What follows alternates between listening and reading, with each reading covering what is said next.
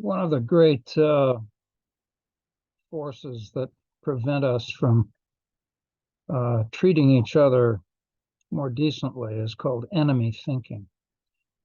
And in discussing Dr. King's principles of nonviolence, that comes up in a couple of the principles, particularly the third one.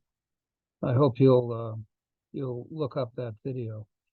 But I want to turn to Gandhi today and just put two questions from Gandhi in front of you, because it seems to me that these questions are useful in trying to unwind enemy thinking. The first question is, what part of the truth is owned by my enemy or my opponent? Gandhi believed that in any conflict, both sides own some piece of the truth. One side perhaps more than the other. But he imagined that an outside observer coming in to look at a conflict would see that each side cares deeply about something that's real and has value.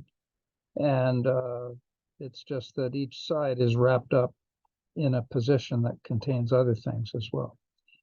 And we are all subject to superstitions and beliefs that are not true. And often it's a very mixed bag.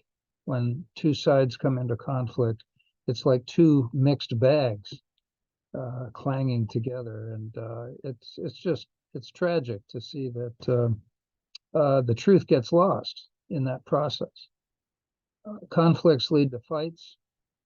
Once a fight has started, it becomes about the fight, and the original issues and the original truths cease to matter as much. And then along with the fight comes lots of collateral damage. So it just multiplies the tragedy. So Gandhi's first question, again, is what part of the truth is owned by my enemy? And you might have to look around at what your enemy believes and thinks and values and admires, and maybe find something that you agree on. That point of agreement might be a truth that will allow you to say, you've got a point. Can we talk about this? Gandhi's second question is, what part of the problem in this conflict did I create? What part am I responsible for? And that's a difficult question, because in enemy thinking, we think of ourselves as the good guys, we think of our enemy as the bad guys, and that clouds our ability to criticize ourselves.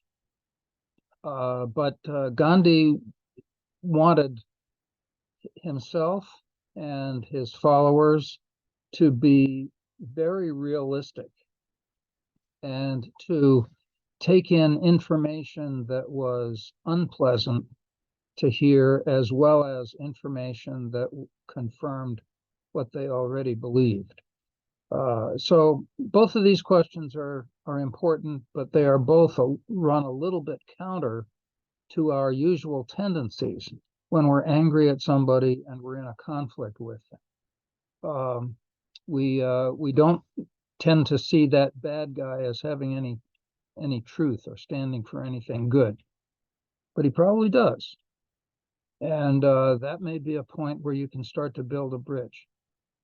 And on our side, on the good guy's side, there may be something that we are responsible for that is a cause of this conflict. And perhaps we should own up to that. Owning up to that may also be a step toward building a bridge.